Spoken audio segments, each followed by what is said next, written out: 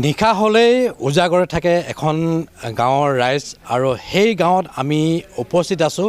ND24 দৰ্শকসকলক প্ৰথমতে দৃশ্য দেখাই ল'ব যত্ন কৰিছোঁ। এয়া হৈছে দিৰিয়াল গাঁৱৰ এখন গাহৰি ফাৰ্ম আৰু এই ফাৰ্মত আমি উপস্থিত আছোঁ।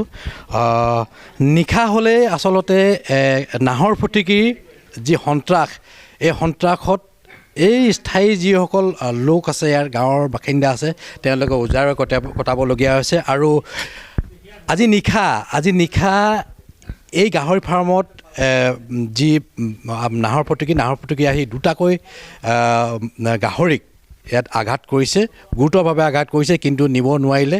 আৰু স্থানীয় ইয়াত গাহৰি যিজন পালক আছে, তেওঁ দাদা অকণমান যদি আপুনি এইফালে আহি দিয়ে, কি ক'ব? গাহৰি আপোনাৰ গাহৰি ফাৰ্মত বাঘ আহিছিলে নাহৰ ফুটুকী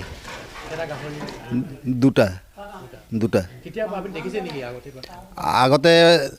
আগতে এবাৰ আহিছিলে, ৰাতি আহে তো, তেতিয়া মানে ৰাতি দেখি নাপালোঁ, এই পলাই দিয়ে মানে। আমি চিঞৰ বাখৰ কৰিলে বগান ফালৰ পৰা আহে, ওচৰতো বগান আছে। বগানত দেখিছোঁ আছে। ছাগলী খাইছে 3টা। এতিয়া ইয়াত চকীদাৰ কৰি আছোঁ আৰু কি কৰোঁ ৰাতি।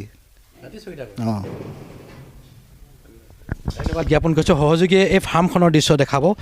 মই কৈছোঁৱেই যে এই অঞ্চলটোত, এই গাঁৱৰ যিসকল লোক আছে, ইয়াত বাঘৰ আতংকত আচলতে উজাগৰে থাকিবলগীয়া হৈছে।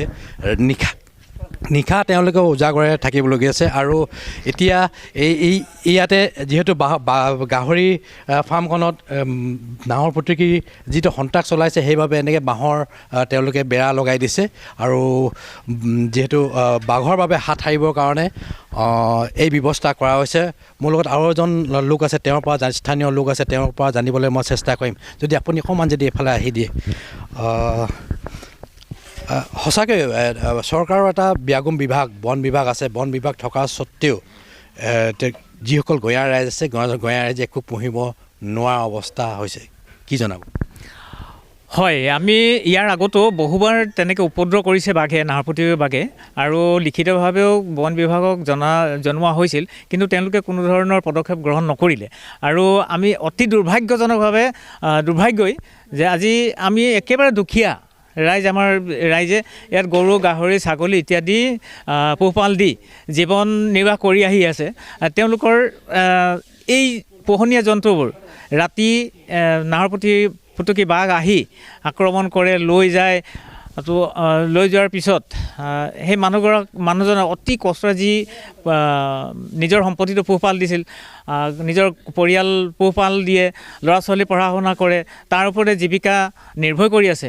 সেই যদি জীৱ জন্তুবোৰ বাঘে যদি লৈ যায়, তেতিয়াহ'লে আমাৰ এই সহজ সৰল মানুহবোৰ জীয়াই থাকিব কেনেকৈ? আমি আপোনাৰ এই চেনেলৰ যোগেদি মই চৰকাৰক আমি অনুৰোধ জনাইছোঁ, যাতে আমাক এই নাহৰ ফুটুকী বাঘৰ পৰা পৰিত্ৰাণৰ এক সুব্যৱস্থা কৰি দিয়ে যেন। ধন্যবাদ জ্ঞাপন কৰিছোঁ। এয়া আছিল দিৰিয়াল গাঁৱৰ, দুলীয়াজান সমষ্টিৰ দিৰিয়াল গাঁৱৰ এটা দৃশ্য আমি দেখাবলৈ যত্ন কৰিলোঁ।